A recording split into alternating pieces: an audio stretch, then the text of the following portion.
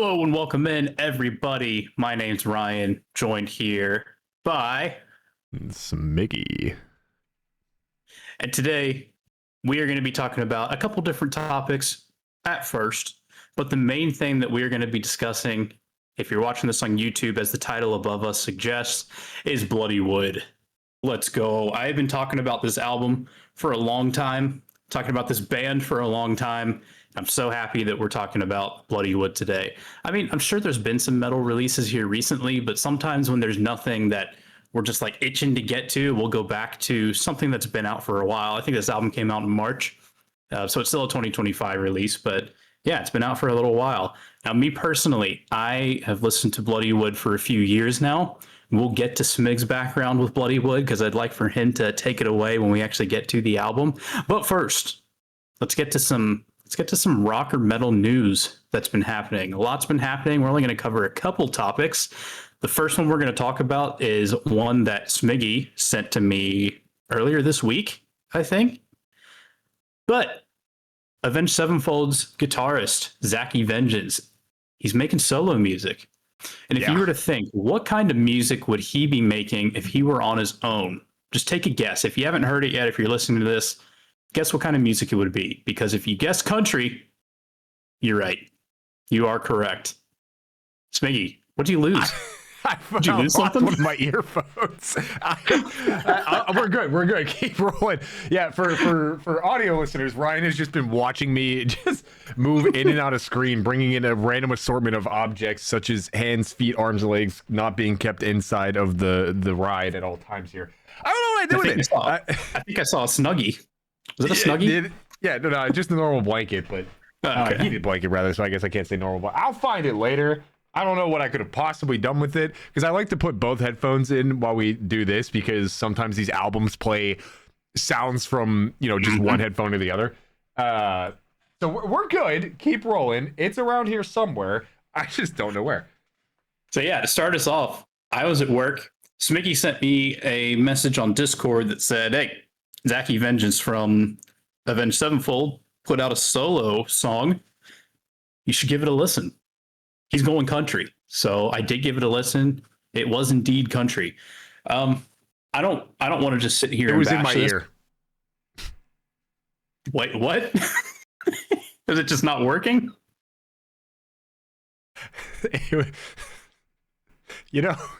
I think honestly I'd prefer if you just kept going. We'll keep going. Off topic. You ever lost your glasses? They've been on your head. That's the exact feeling because I had it because I didn't have it like pressed into my ear and my hair is getting long again, so there was just like a mixture of textures on my ear and I didn't feel it, and then I like went to like move my hair and I almost pushed it out of my ear. I found it. We're good. I have like the AirPods that have the transparency thing, so if you like pause your music, it feels like they're not even in there. I thought maybe like one of your earbuds wasn't working or something when you said it was in your ear. Nope, I just caught the. But anyway, I gave the song a listen. I'm not going to just sit here and bash it. Country is not my thing. It's okay. There's like a couple early 2000s, late 90s country songs I enjoy, but it's just not for me. Did he do a good job? Yeah. Did I like it? Not really. And it's just his country is not my thing. There was a cool guitar solo. I mean, I don't think you can really take that out of the Avenged Sevenfold boys to leave out some good guitars, but that's all the thoughts I had on this. Because like I said, I'm not going to just sit here and say negative comments about it. But he did a good job. What do you think? I thought it was super interesting. I think I share at the heart of it a lot of the same thoughts that you do because country's not my bag either, baby. I think when I listened to it, I wanted to like it so bad that I just did one of those kind of things. Because I think I think everything you said just encapsulates it. It's a country song by a guy that we like. And is it a good country song? Yes. Is it a song that I personally like? No, not really. Because again, I also just don't like country. But it's not the typical, drink a beer with your horses while your wife can't get in your Ford F-150 or some shit like that. But it's it's just another country song, and he changes his voice up to be the more traditional country accent styles to it. So I think if you like country music, or maybe you like country and rock, whatever, I think this is probably a really good song to listen to. I have forever and a day said that Zachy Vengeance is probably the most underrated member of that band, which, you know, for whatever it's worth, there's only 5 people in there and they're all highly rated enough anyway. But I've in recent years come to realize that Zachy Vengeance is kind of one of the bigger creative forces behind Avenged Sevenfold. Like he's an amazing performer. He might have been a theater kid when he was younger. I would bet big money that he was. That's just the kind of energy he gives off. So to see him trying to do something more solo, hey, I'm with it.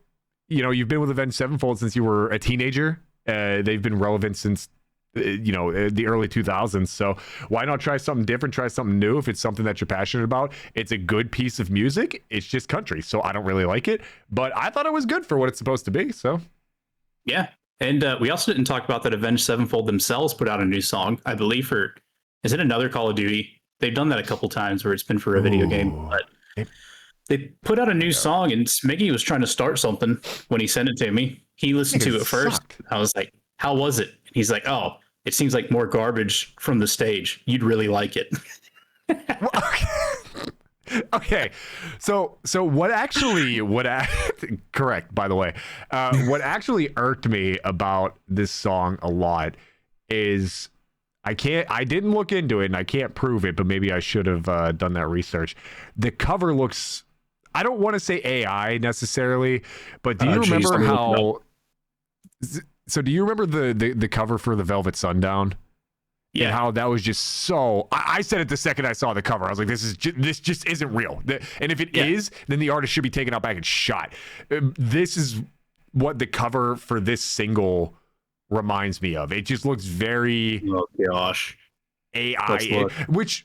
Truth be told, wouldn't shock me because, you know, Matt Shadows has been one that's not so shy about the idea of, Web3 and getting more AI things involved, usually in a way that we have agreed is okay in the space, similar to how, people are using music videos, like music visualizers or whatever those are called to make music videos and stuff like that. Avenged Sevenfold is not exactly shied away from the idea of using a little bit of AI.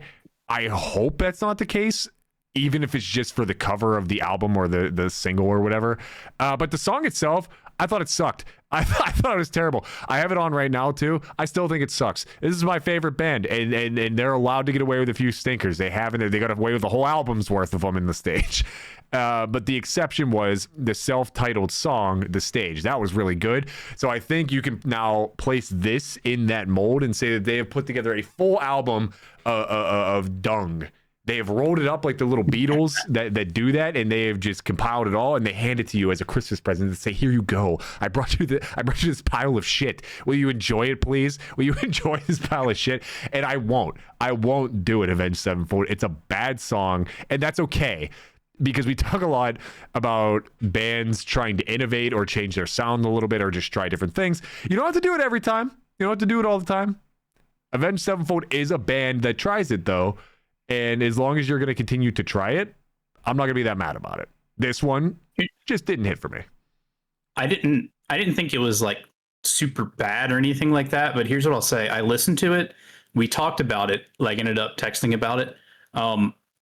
As we were texting about it, I couldn't even remember what it sounded like. I couldn't remember a melody, a guitar line, like nothing from it. So I listened to it again a couple days ago. As we're sitting here right now, I don't remember what it sounds like. So it's at least very unmemorable for me. I couldn't tell you one thing about it, like while we're sitting here. So I don't know. I think that's what was so bad about it, though, right? But yeah, just not memorable. Nothing stood out to me. It was just like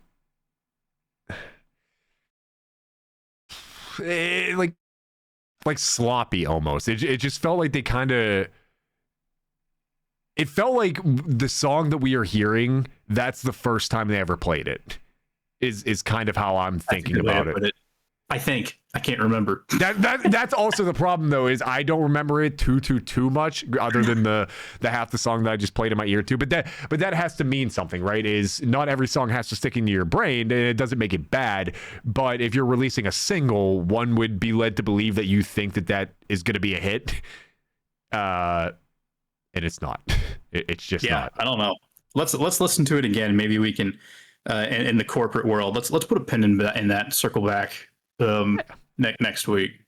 But yeah, next thing, Tom Morello and the singer from Beartooth, Caleb Shomo, I think is how you say his last name. They put out a song together called Everything Burns. I haven't listened to it, but it says the song was released for Final Fantasy as part of the latest raid added to the game. So, yeah, I just wanted to sneak that in there real quick because I haven't listened to it and I have no other comment on it, but I want to listen to that. I know you're a big Tom Morello guy too. So I'm curious on what your thoughts would be.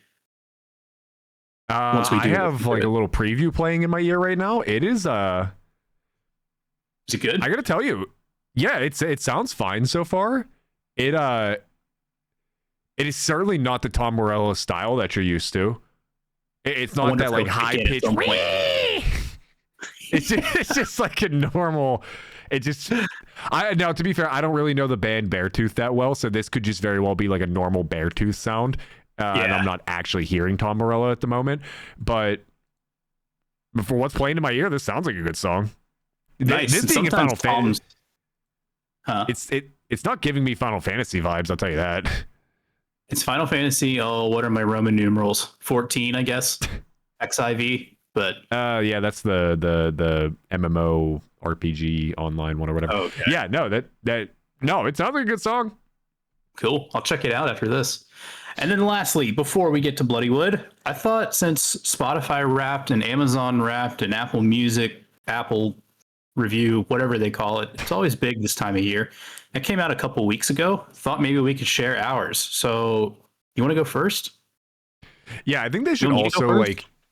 I think they should also like have like Discord VC wrapped where because the government's listening to everything you say on there anyway. So like if one of the boys drops a heater, you get that at the end of the year, like best jokes in VC, and just see how many of them you're like allowed to say in public after that. That would be good. So yeah, so Wrapped. I think I'll start with my top 5 artists, and what is actually crazy here is not a single one. Nah, actually one. Only one of my top 5 artists is even in the rock genre, period. Which is crazy because we like diversity here. So I have made no mistake in saying that I'll listen to pretty much every music that isn't country, unless you're Zachy Vengeance, because I think you're a good artist. Metal and rock are runaway my go-to, but metal and rock don't fit every situation for you, every mood for you, right? It's usually you're trying to feel a bit more upbeat or even more aggressive. Like I used it for pregame for soccer a lot, or if I'm just trying to like bang through something at work and I just need to like nod my head to something. Rock and metal fit a lot of scenarios for me, but not all of them. And there's some times where like I'll just listen to a lot of video game music because it's kind of meant to be background, so it doesn't take away from the focus of what you're doing. Or I'll listen to a little bit of hip hop or like whatever you like, right? So my top 5 artists in 5 to 1 is an artist called Game Chops, which is just they do a bunch of covers of video game music. Like I said, that one's big for me. I'll do that while I'm playing games. I'll throw that on at work if I'm working on a big project. Because again, the study of music is so wonderful because video game music is made specifically for you to listen to and for it to be there for you, but it doesn't take away the focus of things. So I am big on wearing the right hat for the right situation. So that's my number 5. What is yours? My number 5 was Linkin Park, and it wouldn't have been Linkin Park if our good friend didn't suggest that we do From Zero as our album, because I listened to From Zero several times and then went back and listened to all of them, remembered how good Meteora is and listened to it several times, and yeah, they ended up at number 5. Nice. Yeah, honestly, the Linkin Park's not on mine, but I've always been like a passive fan of Linkin Park, but I can't tell you the godsend that this podcast is just for that reason, where even the albums that I didn't necessarily love, like the Sleep Token one, like I've gone back and listened to that album a fair share of times since we've done it. So, and Linkin Park is probably the biggest, and air quotes, offender of that, and I mean that in a very good way. But I've listened to From Zero a lot. I don't know if I would have really ever given that album a chance outside of us covering it. So, my number 4, Saul's ears are ringing somewhere, but it would be Young Gravy. Falls down I think Young Gravy falls down from the 1 spot last year. And I know I said he's not rock, but he did a cover of I Write Sins Not Tragedies not that long ago. So we're gonna count the Gravy Train as rolling through the rock station here. Nice. My number 4 is a Japanese metal band called Maximum the Hormone. I found them because I was looking up bands that were similar to System of a Down, and they got recommended. They said, try out Maximum the Hormone. So I did. They have a song called What's Up, People, and it's an anime opening for, I can't remember which show. But yeah, I don't think they actually sound like System of a Down, but they're chaos and how they can go from fast to slow and just really wacky. That's Maximum the Hormone. It was nice for me to put on at work because while I am learning Japanese, I don't speak it or understand it well at all yet. And not hearing the words helps me to be able to focus less on the music, even though I'm not good with lyrics anyway. I ended up just making stuff up. But yeah, I would keep that on while I was working or driving or whatever. All on the play. 30-second timeout. When the hell are you? Since when are you learning Japanese? What, is it going to drop that one in there? So Brittany has wanted to go to Japan for a long time, and it's something that we've always said we're going to do in the future. We never got to do a honeymoon because we got married in the middle of COVID. Our daughter was born, and we don't want to. It would be hard to travel like Japan with a 3-year-old. So when she gets a little older, a few years down the line, when she can stay with her grandparents for several nights in a row, we want to go to Japan. And I got paranoid. And I've asked people, they're like, yeah, you can get around Japan. It might be a little tough. You want to know at least some basic things. Yeah, so I looked up basic things, and then I learned about their several alphabets that they have, like hiragana and katakana, and then they have their kanji, and just like the history of that forming. And I don't know, it was fascinating to me. So I went from trying to learn the basics to, I think I want to try to like study this a little bit. So I think it started maybe like in February. It's been about 10 months. And it's like I tried Duolingo for a while. I had like a really long streak. And then I started reading that people who have 3,000-day Duolingo streaks still can't speak the language because it's just not that good at teaching it. So I moved on to other methods. Duolingo has been so outed in the last like 2-3 years as being one of the worst ways of teaching. And they fired everybody and moved to AI like for their platform. So they released a few cool ads with the bird like trying to kill people or something, but outside of that, they really okay. So one, me and your mother are very proud of you because that is, to my understanding, it's a very hard language to learn. Any language as an adult is very hard to learn. Here's my question though, Ryan.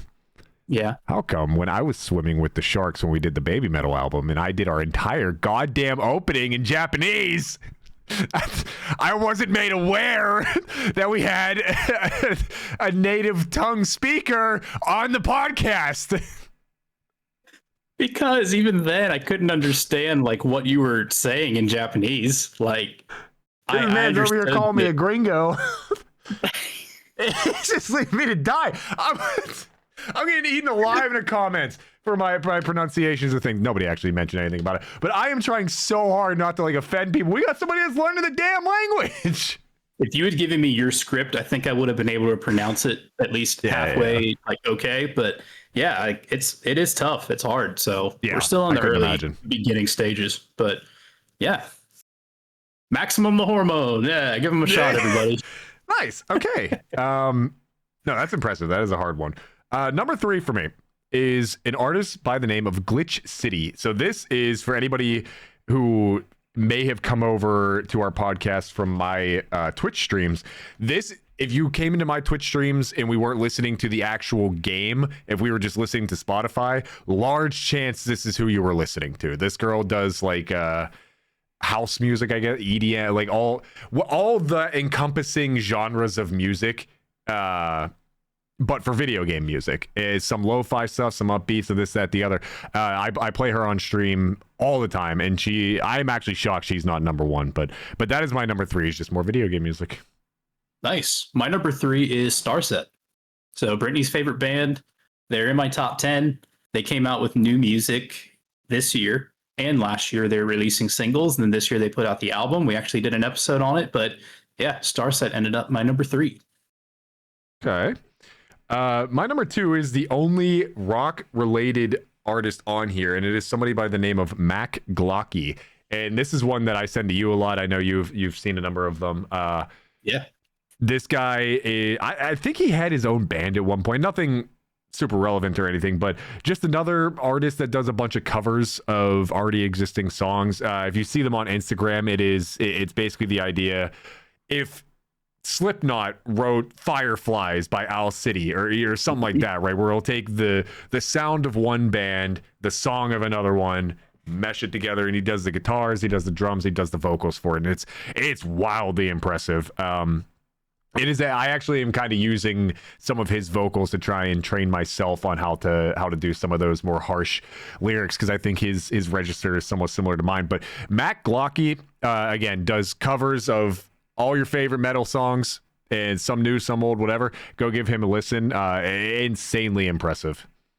He's good too. Yeah, he is a talented individual, and when he does this artist and this style, like the ones you sent me anyway, I'm like, I can totally hear how that's Korn or how that's Disturbed or whoever it might be. He's good at that, replicating that sound.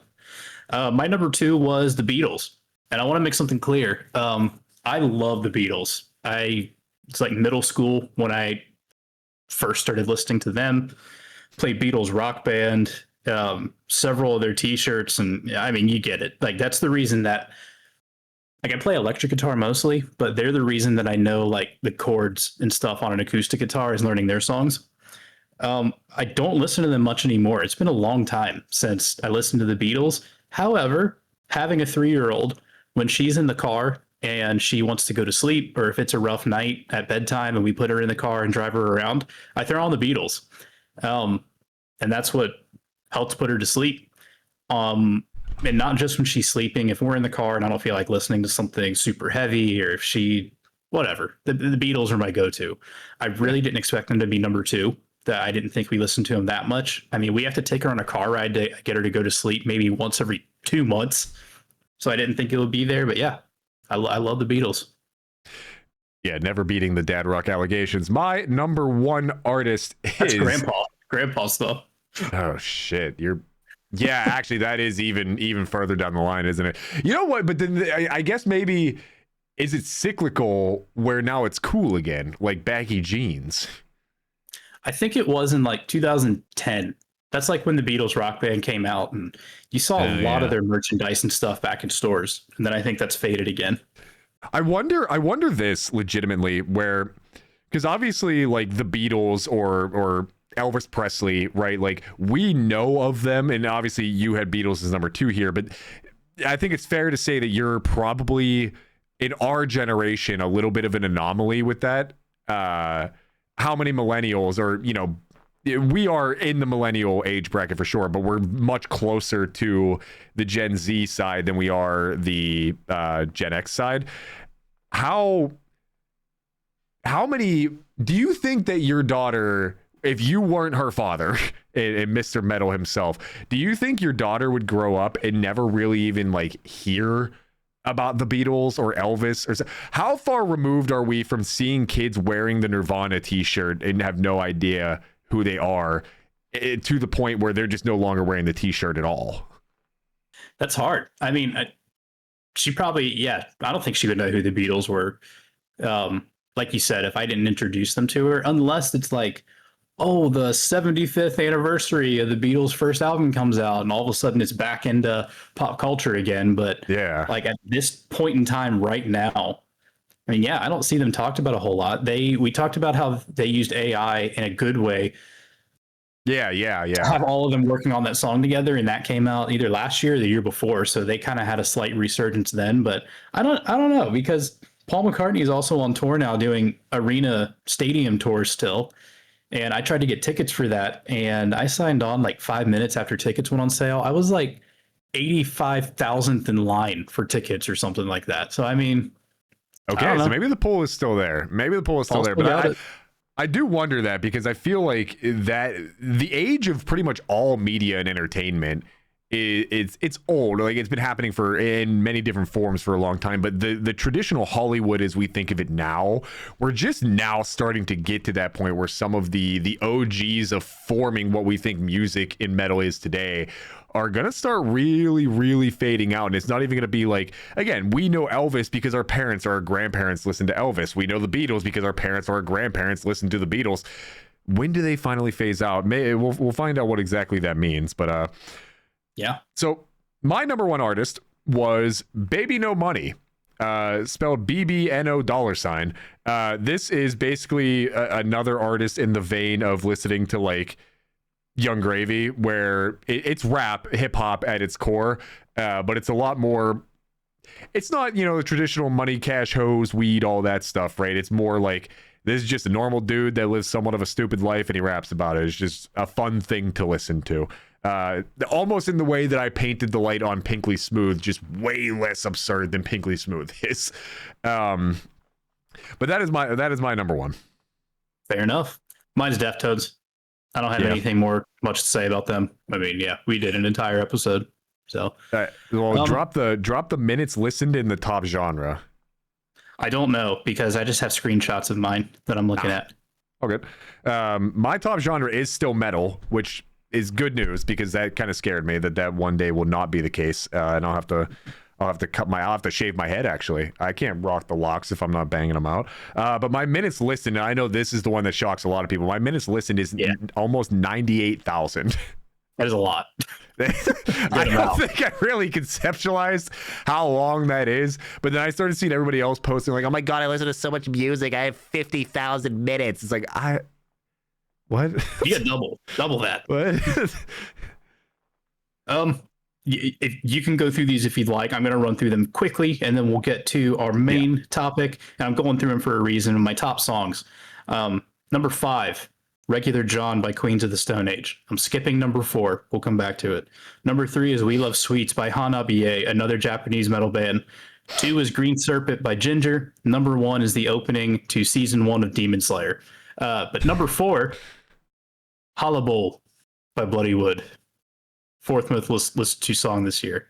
Would you like to run through yours quickly, and then we'll get to our main topic? I'll tell you what, my top songs are not relevant to a rock podcast, so I'm just going to forego that. But I'll tell you what, my top podcast is fucking Rock Rants. My top podcast is the one that I'm on. So actually, no. I had a different one. Sorry. Oh my God. Okay, if you can't be your own biggest fan. My top 5 are all Baby No Money or Young Gravy songs. It's just the way that my Spotify Wrapped honestly usually goes is I just add songs to like my overall liked playlist. And I'll usually hit shuffle or something, but I'll start on the first song every time I open Spotify. So if you're the first song on my liked playlist, you're getting plays no matter what. So sometimes it's a bit skewed, where like if I just downloaded a Young Gravy song, I've now listened to it 500 times just because I haven't downloaded anything else more recently. So my numbers are a bit skewed sometimes, which is why I'm happy to see that metal is still my top genre. That means that I'm looking for songs. I'm still looking for that, but such is life. But yeah, all my top songs are just either Baby No Money or Young Gravy. So we give them the appetizer, Ryan. We've made him wait long enough. Let's get to the main course here. All right, main course today is New Delhi by Bloodywood, and if you haven't seen it, New is spelled N-U, like how they spell new metal, which I think is really clever. I enjoy this. But this is the second full album by Bloodywood. Bloodywood is an Indian metal band that blends traditional Indian instruments and music with metal. They started off as a cover group where they would take pop songs and cover it in like a metal style. They started coming out with what they called Indian folk metal, and then they put out a full-length album I should have looked up the year, but it was a couple years ago. And since then, they put out New Delhi this year in March, and I love it. It's one of my favorite albums, not just of the year, but of all time. It's only 8 songs, a little over 30 minutes, and I think that's beautiful. We didn't need there's no filler or anything like that. Every song kills. My own personal history with Bloodywood, I had satellite radio at one point for a year or so. I think my dad had an extra membership, like an extra person he could add on. I'm going through Octane and Liquid Metal, if anyone else is satellite listeners, and I saw what I thought said Bollywood which is India's version of Hollywood. And I glanced down and said, "Did that say Bollywood?" And said, "Oh no, it says Bloodywood." And then I heard those Indian instruments, and I'm like, "Okay, this has to be an Indian metal group." They sing in English. I believe it's Punjabi and Hindi, different combinations of the languages. My dad's side of the family's from India, so as soon as I saw Indian metal, I'm like, well, I got to go home and check this out. I want to say this is probably 2019 or so. It was right before COVID. I remember seeing them. And yeah, I've loved these guys ever since. Got to see them near my hometown earlier this year over the summer. Concert was incredible. They killed it. But yeah, before I get into my thoughts on this album, take it away. What do you think? Yeah, so one, at the risk of sounding terrible, there is a song. It's not on this album. It is called, shoot, let me find it real quick. It is called, no, do I know? Oh, Mashi Basad, which I'm sure I butchered the lyric. Actually, is that on this album? Either way. It's not, and I don't speak Hindi. I just want to throw this out there now before you yell at me 6 months later, like how the Japanese situation today. I don't. Yeah, I think it's Machi Basad, and that's on their first album. That's the first song I heard. I think the cover that Spotify used, whether that's the actual album cover or single cover or whatever, it's just like dude in an alleyway with like his hands up, right? And I think if you gained 60 pounds and grew the beard back out and the hair back out, I think this could be you. Which is not me saying that all Indian men look alike. I need to get that out there as the white man right now. It is not the case.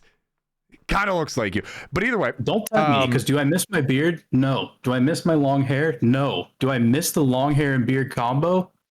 Yes. Right. Yes, I do. Yeah, which is the part that I'm in right now, because when my hair was shorter, I needed the beard to be shorter. But now that my hair is growing back out, I need the beard to grow back. Men are weird. So Bloodywood is not a band that I was familiar with at all, other than you obviously mentioning them. It was always a band that when you mentioned them, I would be like, okay, this sounds interesting, but I think something that I'm learning that I was so very wrong about was that some of these international bands were going to be harder to get into because of the language barrier, right? If you're listening to music, you want to understand what you're listening to. And obviously with bands like Baby Metal, bands like Bloodywood, bands like whoever, it can be hard to do that sometimes if they're speaking in their native tongue. This is America. You see that flag. We speak American here.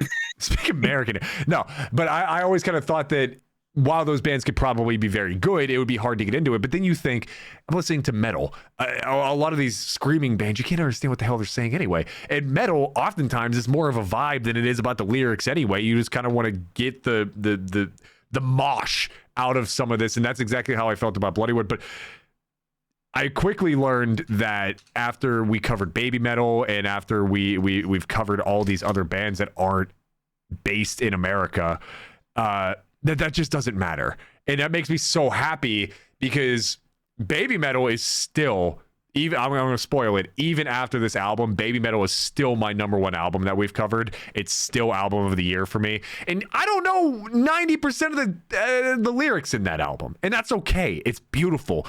And Bloodywood is the exact same thing to me, where the second I turned on this album, I didn't know where it ended because I just wouldn't shut off the Bloodywood channel of Spotify. I refused to do it. Normally when we cover these albums, you can tell when the new album or a different song or whatever is playing just because it's a different sound. You know the song from a past album, whatever the case is.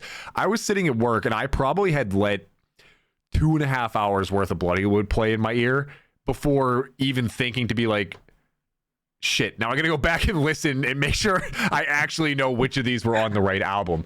But that is such an homage to how good this album and this band are, Ryan. And everything that you have made this band out to be is exactly how I have also felt. This has been my favorite new band that I have found in 2025. I can comfortably say that much. That is awesome. I was excited to hear that you enjoyed it because these guys, the first time I heard them, it's there. I talked about it last time, and I don't know if anyone understands what I mean, but the Berber guitars, these have them. the Indian, I don't know the proper terms for him, but the flute that he uses and their drummer, who they have like the traditional drum kit, but even when they play live, they have a guy who has like the Indian style drum that he plays. And just hearing that blend, it works so well somehow with the metal music, and I don't understand how. Quick side note: when we saw them live, the guy who had his drum, he walked into the audience in the middle of the circle pit and was just going crazy, headbanging, playing his drum that he had with him while people were sprinting around him. It was, man, such a good show. But yeah, it just, I don't know. They found a way to just make it sound so good together. Well, I think what I like so much about them is they know who they are, right? There's not really mistaking. They understand what their sound is supposed to be. And I know that it usually takes me a couple of times listening through to understand the messaging of an album. And I know you're much of the same ilk, but it is really not hard. If you look up just the names of the songs and translate them into English, it's really not hard to tell what a lot of their lyrics or their themes are about. Honestly, the album is so unapologetically what it's supposed to be. There's themes of like resistance, identity, mental health, social injustice, all these kinds of things. And even listening to songs that were off of the album, there's one, it's called I want to make sure I get the name of the song. It is called G Varai, something like that. I think. There we go. Like that whole song is just about like not giving up and like finding the power to keep moving forward, stuff like that. So it's a lot of almost like hope core mixed into this giant mosh pit. Like I'm pretty sure, correct me if I'm wrong, but Hala Bol basically, and I think the lyrics in the chorus of that song are Hala Bol Saray or something like that. Again, yeah, not an Indian man here, but I believe that at least roughly translates to like everybody raise your voice or like riot, but in an organized like mosh pit kind of way, kind of thing. So yeah, that feels like it's the theme of pretty much the entire album. And I love that. It's uplifting while also still being that thrash headbang. It's so enjoyable to listen to. Yeah, Machi Basad, I'm pretty sure in like parentheses it says expect a riot because it has similar messaging behind it. So they are no, Hollow is the same. I'm pretty sure it's the same kind of message. You're like exactly right on that.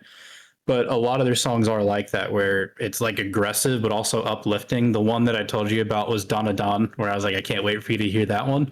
And it's because I mean, like India, unfortunately, it seems like has a problem with, sexual assaults happening. And while they're getting stereotyped and that's becoming a known thing, unfortunately, or, it's like women don't travel to India. These guys are not about that. And they're very much against it. And Donna Donna like addresses that. And at the end, though, it's almost like hopeful. It starts off extremely aggressive, builds into like a hope. They have a song off their first album, Endurant, about bullying. And how it can affect somebody. They have one about losing your pet. How many songs are there about like losing a loved one or someone you care about? But I don't know many about losing a pet. And to people who have owned pets that you're really close with, I mean, there's like legit grief, and there's a time that you have to grieve for a lost pet that you've had for a long time. So lots of cool subject matter that they touch on in their songs.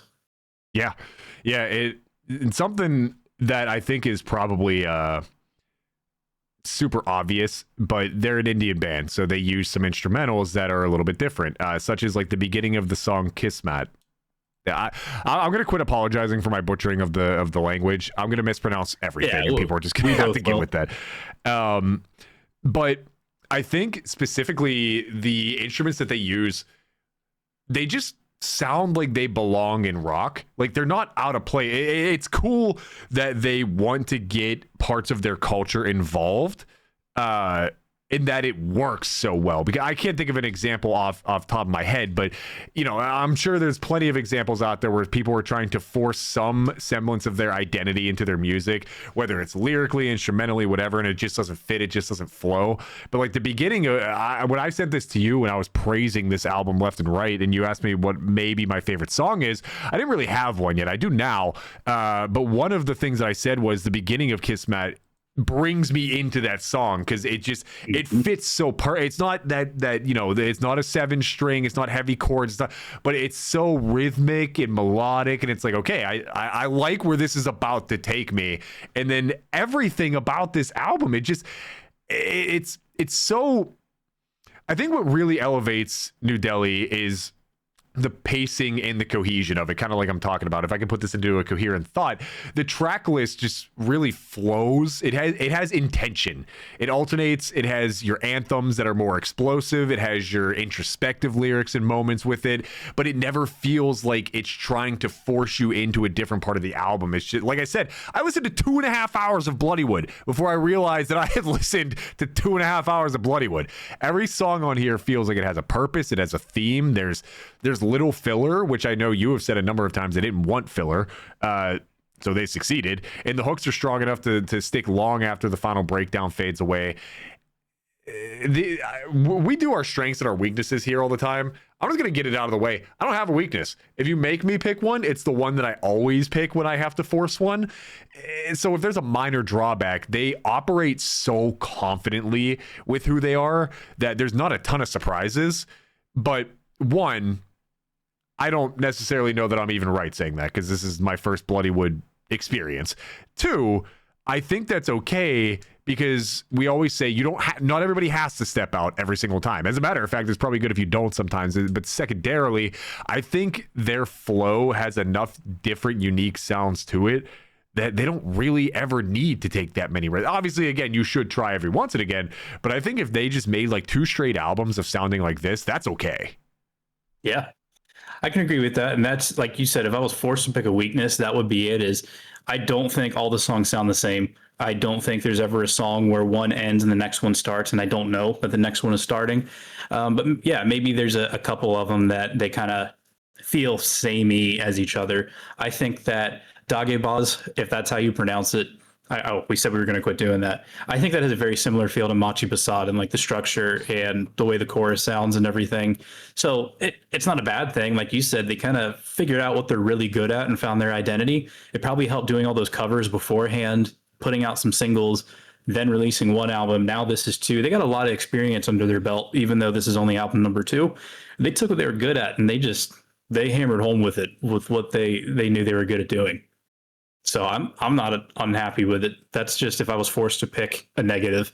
Like you said, it's all positive for me. Even the song that they did with Baby Metal, and I remember talking about this when we did the Baby Metal album, I thought that the song on Baby Metal's album that featured Bloodywood sounded more like Bloodywood. Yeah. And I think this one on Bloodywood's album that featured Baby Metal sounded more Baby Metal inspired. Like, would you agree? That kind of how I felt about it. Yeah, I remember you saying that at the time, and obviously I had no real frame of reference. But I think you're 100% right, actually. I'm trying to conceptualize why I think that in a way that I could say it out loud without sounding like an idiot. But I think...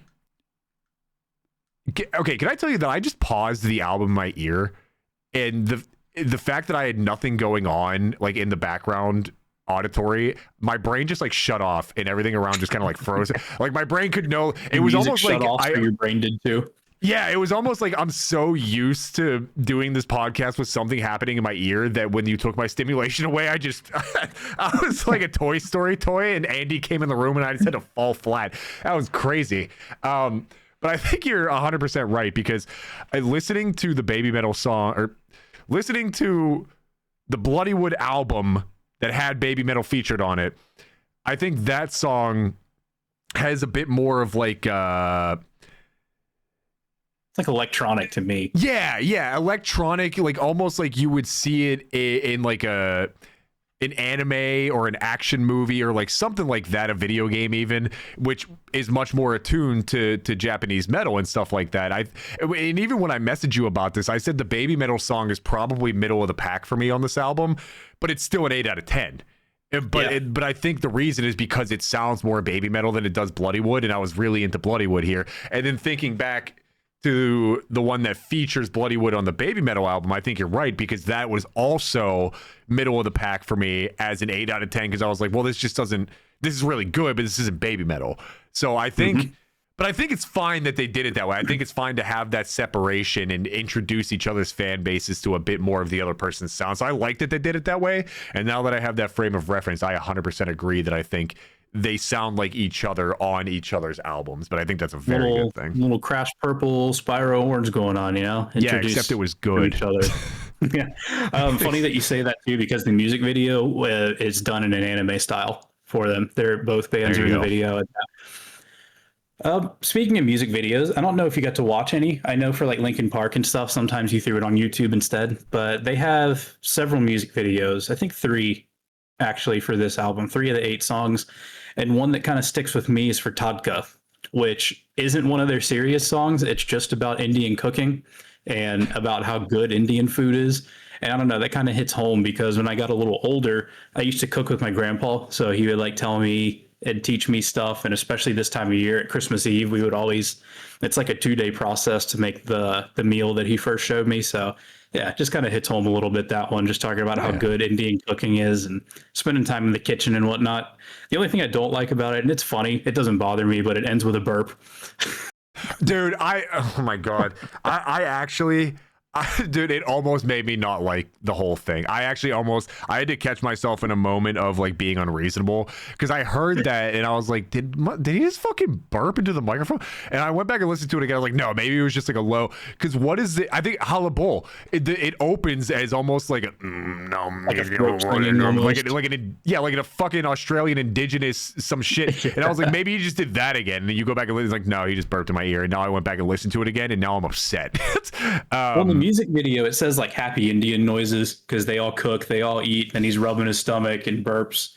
I'm fine with it being in the music video. I wish they didn't keep it in the Spotify album version, but oh well, whatever. It's 1 second. I can look past it. Yeah, it's a non-factor for that exact reason. But I was just like, that's crazy. It's just crazy to leave in there. Agreed. So yeah, that one I love. Bake Off. Said Halabul is my favorite. You said Kismet, which is great. These guys have a really good flow. Like a lot of the stuff they do is like rap inspired hip hop. You can tell they're good at it. I like it. So Kismet is actually not my favorite song on the album. No, it's not. Okay. No, the opening of Kismet I think is my favorite part of the album. I don't know, something about the whatever that instrument is. Unique. It's very cool sounding. My favorite song on the album is actually also Halabul. I just something I always get into whenever we talk about these albums as a body of work is the opening, the how you tell the story. Bro, this is the best opening of an album ever. I feel like not even of all the albums that we have covered. I don't think I have listened to an album that has a better opening than this. It is strong. The beginning of the song, it is literally taking you on a journey, dude. Like you're in the fucking jungles of India. I don't know if that's a thing, but I'm just imagining I'm in like a boat and it's foggy and it's night and I'm just going through the trees and then it just opens up into you start to get the guitars and all of that, and then of course he comes out with he's such a strong voice. It's like and I hate to make this comparison. No, I don't, because I like Nickelback, but it's like Chad Kroeger has a strong voice, and you could tell like a lot of people have like a strong voice when they're singing, and then they sound like normal people.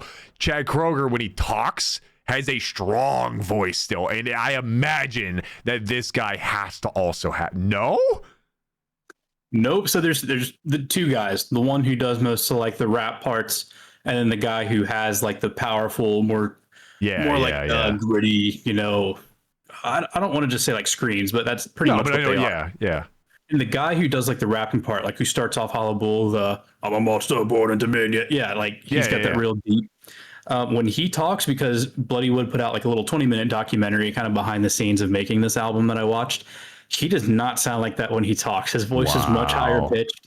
I mean, I'm making him sound like he's Mickey Mouse. That's not it. But he definitely doesn't sound like that. The other guy, the guy who does most of like the more harsh vocals and stuff like that, he sounds pretty similar when he talks to his like screamy voice, if that makes sense. Okay. Like, as similar as you can anyway to your scream voice. That would have shocked me because I talked about this last week with whatever album we covered that I can't remember, but what the hell did we do last week?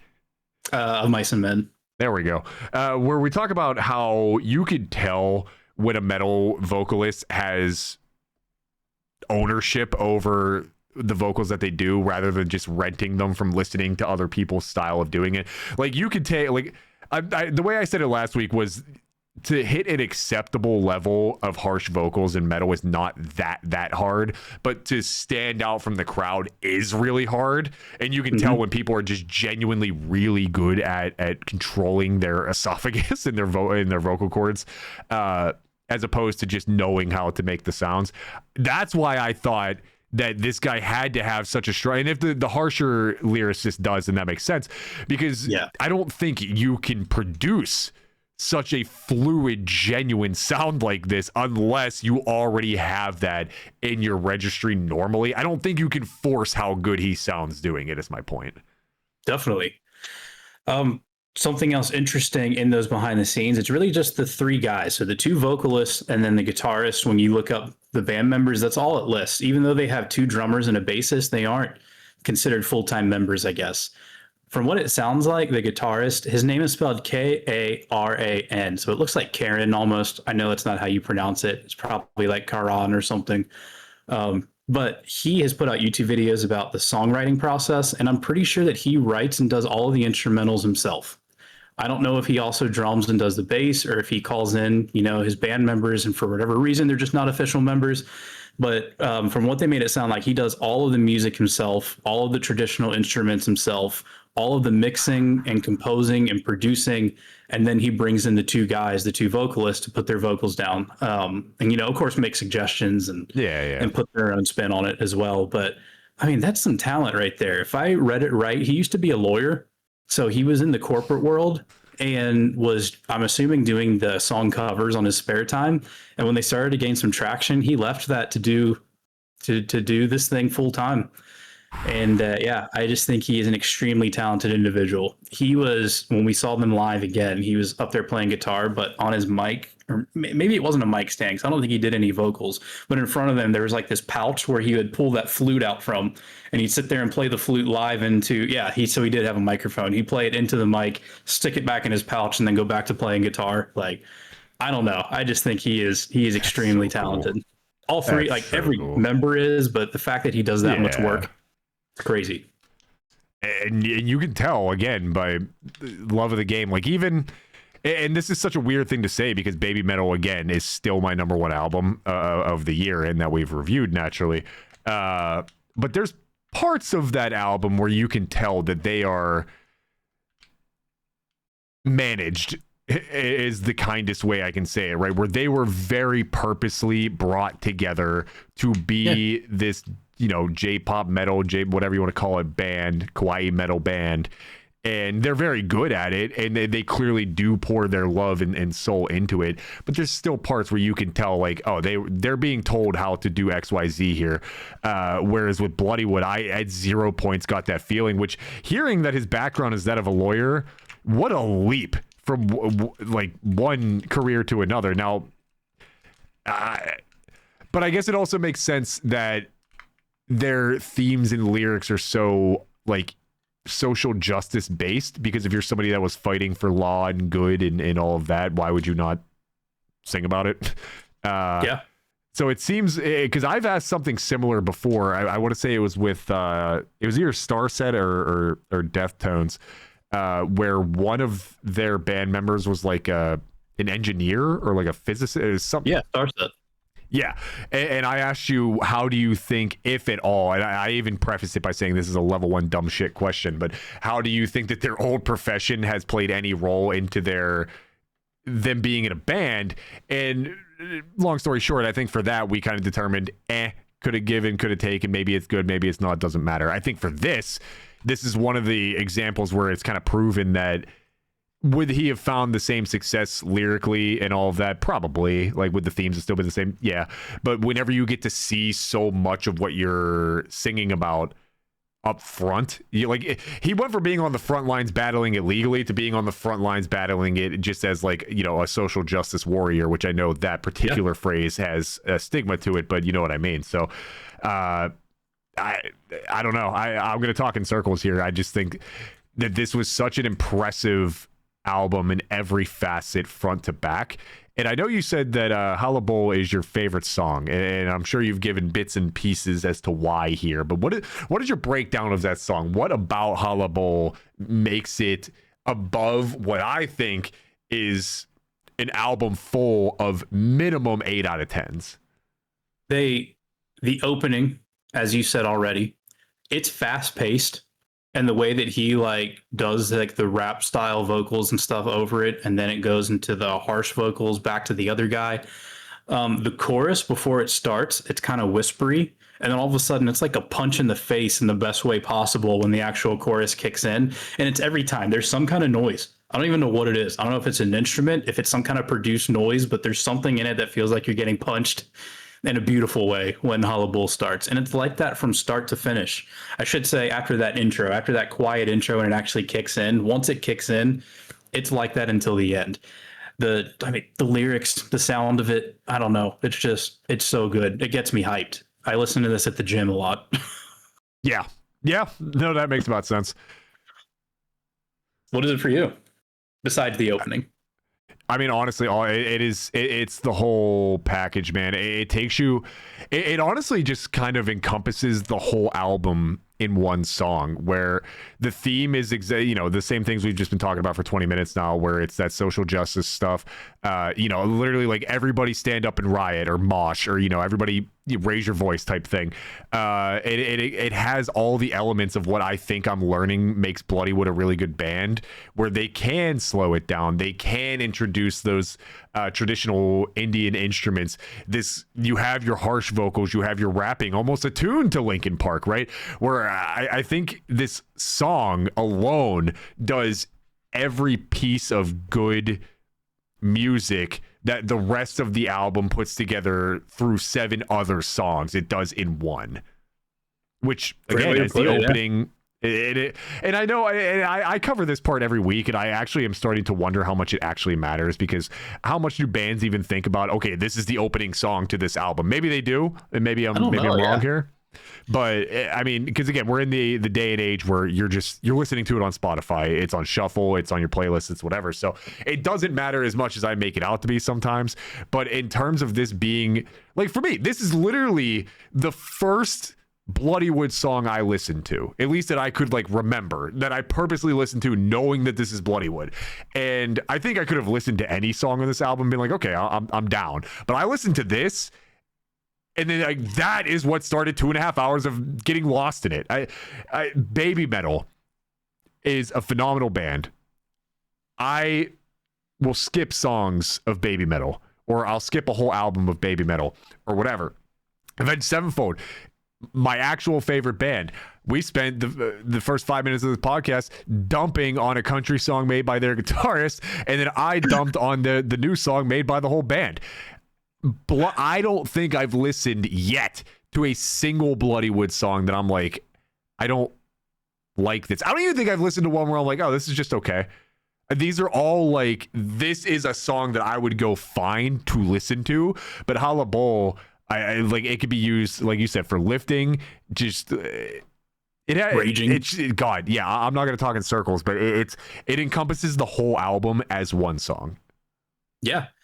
It does. Takes every good thing that they've done. I did notice on their first album, the songs like Aj and Yad and things like that, they do slow it down some. There's some acoustic-y parts. There's quiet parts.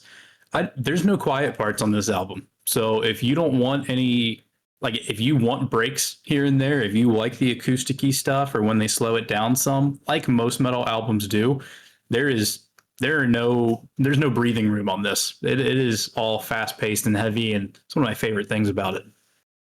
And that kind of encompasses that. Yeah, it's 8 minutes, 33 minutes, or sorry, 8 songs, 33 minutes. So it's not that long to just, again, thrash and bang out and all that. Honestly, my commute to work in the morning is 35 minutes. Not that I'm going to be thrashing out necessarily at 7:45 in the morning, but it's very palatable where you can listen to the whole album straight through. So I would highly recommend. We've hit almost all the songs, but before we end, I want to talk about New Delhi. I mean, the title track. I like it a lot. I think it's like bouncy and flowy, and it's got some like really good catchy hooks and everything. And the way he sings, and I don't know, because since they use multiple languages, I don't know which language it is that he's speaking during like the pre-chorus. But I love the way that that sounds. It's very, just Indian sounding, like traditional. So I think it's a great way to end the album. But to tell you the truth, any of these could have been album openers or closers, and it would have fit fine. It's just, I don't know. It's a really good way to round it out. They said it's kind of like their love letter, their tribute to New Delhi itself, where they're from. So the fact that they named that the album, they ended it with that, kind of close it with their love letter to where they're from. Love it. Perfect way to close it. I know you're big on, not, I shouldn't say big, but you brought up several times about ending an album and ending it strong. Yeah. How did you feel? Yeah, tuck me in, put me to bed, or like I said for baby metal, fuck me through the bed frame. I think for me this was, again in air quotes, one of the weaker songs on the album as an 8 out of 10.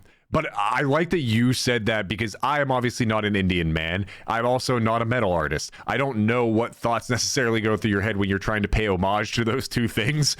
But that is exactly the vibe that I got. It's even down to the level one dumb American things of like, you could tell that based on other traditional things that as an American you would see from Bollywood, right? Just the certain instrumentals or whatever, I can't think of proper words right now, that you would hear in songs, a certain flow or something like that, or whatever. This song has a lot of that, where it's just, for a lack of a better way of saying it, quote unquote Indian sounding music, much more than the rest of the album. Yeah, we're like, like I said at the beginning of Kismet, they have whatever that instrument is playing, and that's obviously much more traditional to India than it would be anywhere else. But that leads you into what is then 3 minutes worth of a more normal sounding metal song, whereas New Delhi never feels like it breaks away from being solely for the Indian people, about the Indian people, by the Indian people, which I think is fucking amazing. Because why wouldn't you do that? Why wouldn't you put on the map what has made you so unique, so popular, and so talented at what you do? Sure. So I would have never picked that out, because hello, white man living on the East Coast. But that is what I kind of thought was probably the case. So I'm glad to hear that it was. Yeah. We have hit our hour mark. So before we close, thought I'd go through reviews. There actually wasn't reviews that I found, like how you go to an artist Wikipedia page and go to the album page and it'll say like Blabbermouth, this and that, out of 5 out of 10. I didn't see any of that. So I just kind of read through some articles and I only saw positive things. It was a quick read. I'm sure if I kept diving deep into them, there'd be some negative reviews, but on the surface, seems like this was very well received by fans, by critics. I mean, there's, like you said, there's really not much negative to say about it. If you don't like metal, if you don't like Indian music, you're not going to like it. But if you like metal music and if you've heard Bloodywood already, there's no reason you wouldn't like this album. One thing that I wanted to add into this, I follow them on Instagram, and I just thought this was hilarious that when they toured the United States, they discovered what Olive Garden was and fell in love. They said that one of their favorite restaurants of all time is Olive Garden. And they said they put something on there recently. I can try to look it up really fast, but something along the lines of on this upcoming US tour that they do, if every single show sells out, they're going to play a show at an Olive Garden or like make a music video, something like that. But yeah, I grew up eating it on the occasion. We've been once in the last 2 or 3 years. Olive Garden is fine. They got some good food, but just the fact that how much they loved it, it cracked me up. So yeah, here it is. I'm just imagining, because Olive Garden is like the place that everybody thinks is nicer than it is. So like but then some people understand that it's just essentially fast food Italian. Yeah. So like you'll have anybody from like a hoodie and sweatpants rolling in there to like grandma or post church, Sunday best.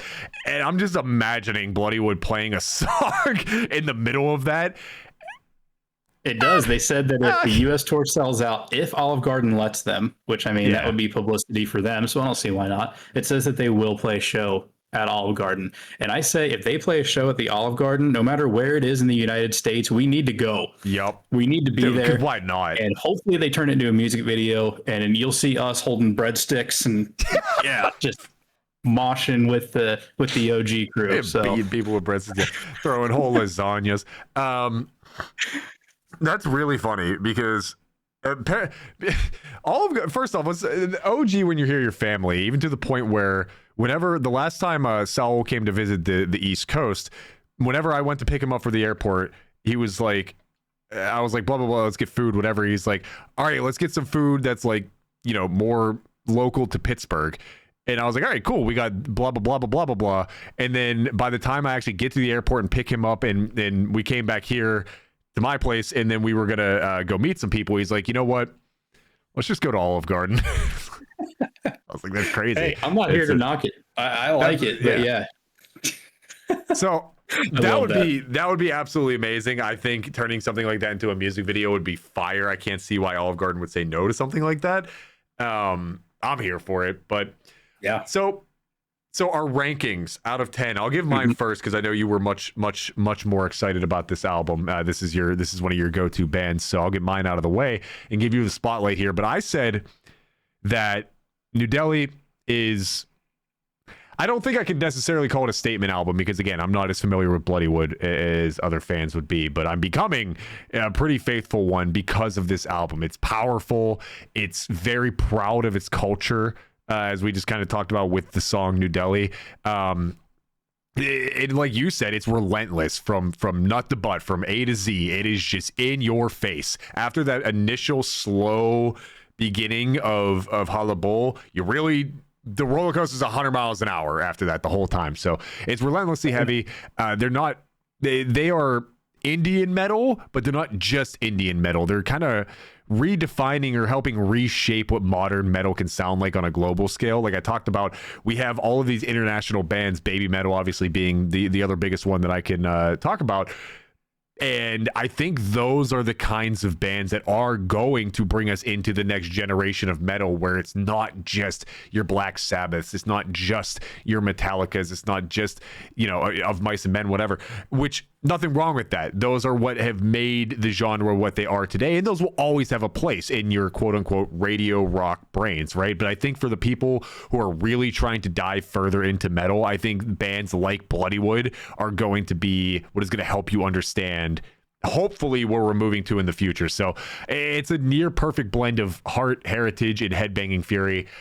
I cannot in good conscience put this above Baby Metal, so I have to give it an 8.9, but it is in spirit a 9 out of 10. I just can't. I could say 9, but still put it below Baby Metal. Okay. I think if Baby Metal, let me put it this way. If Baby Metal was a 9, this is an 8.9. If Baby Metal was a 9.5, this is a 9.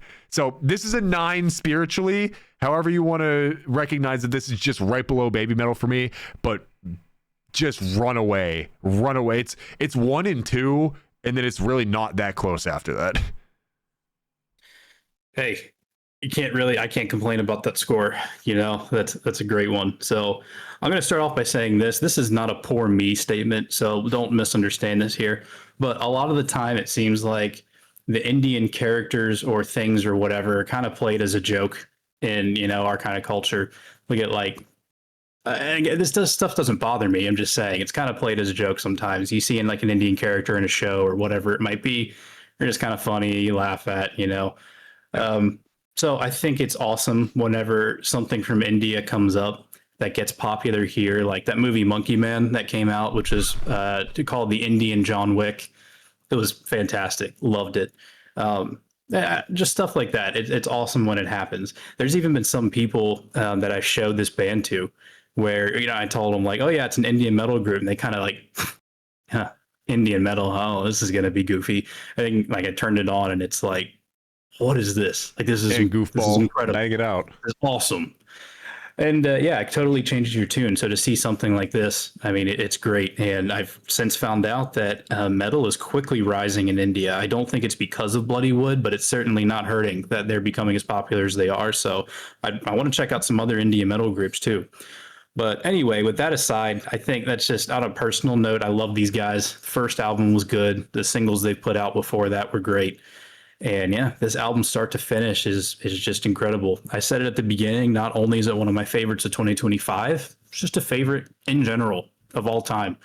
So this is it's a 9.5 out of 10 for me. I'm still gonna say I'm still gonna put Baby Metal above this one because of how much you and I enjoyed it. We listened to it a lot. I had so much fun making that episode. There's so many artists featured on it. That's the reason that as far as like for this year, that album is ranked higher for 20 album of the year 2025 for us. But yeah, it's like a 9.5. I think a proper way to further explain that too is like at the end of Baby Metal and Bloodywood's careers, and I think Baby Metal is going to continue to be really good and maybe even get better. But I think it's a scenario where I wouldn't be shocked to see that this ends up being Baby Metal's best album ever. And for Bloodywood, this is just like another good album. So if that's the case, then being that close to it is insane to begin with. And to your point of the representation of India on a more serious level, I heard a streamer by the name of Squeaks say this once, and he's American, but I think he's like first generation American, like his parents are Indian or his grandparents, something like that, right? But he said something to the extent of like, you know, you never really think about it, but whenever you go to see a movie or something like that, and it has an Indian character whose only trait isn't just being Indian, you don't really think about how much you crave that representation until you actually get to see it. And I think for my fellow whites, my fellow Americans, I think if I could be a shining example, because I said earlier, and it wasn't even like I wasn't putting Bloodywood into a stereotype or anything, but I did say that I thought that a lot of these international bands were going to be harder to get into because of the language barrier or things like that. Fuck it. Just give it a try. It doesn't matter. I like kind of somewhat put off listening to Bloodywood. Now it's the second best album of the year for me. I definitely put off listening to more Baby Metal after the first time I heard them because I was like, oh, this is just cute kawaii metal, which to be fair at the beginning it kind of was, but I was like, oh, this is just like cute kawaii metal. Maybe I just listen to it if I'm looking for like some pop like kind of thing.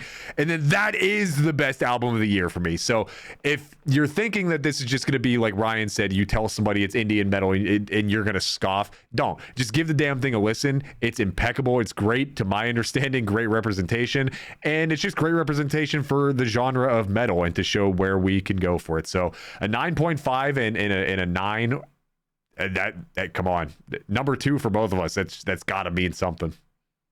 Amazing. Well said. But that's it for me. Any other closing thoughts? The next few episodes are going to be fun. We're going to try and do things a little bit differently. For the format is not going to change entirely. The base of what we're doing here will forever be how we do this, but we're thinking of a few other ways to kind of go about this too, right? Where maybe we do like a battle of the bands thing, or we both pick. I explained a lot of this last week, so I'm not going to go over all of it again, but we don't exactly know what we're going to do for next time, but it could be something that's a little bit of a different format, whether we pick, you know, we both pick a band and bring our favorite album to it, or whatever the case may be. So maybe a little bit of a switch up next week, maybe not, who knows? But for this week, this was Bloodywood. This is New Delhi. My name is Smiggy. This is Ryan. Thank you all for rocking with us. Next week, don't know. You all find out along with us. Anything else you got there? That's it. Any comments, any albums you want to hear, let us know. Otherwise, that's all. Love you all. See you next time. Bye.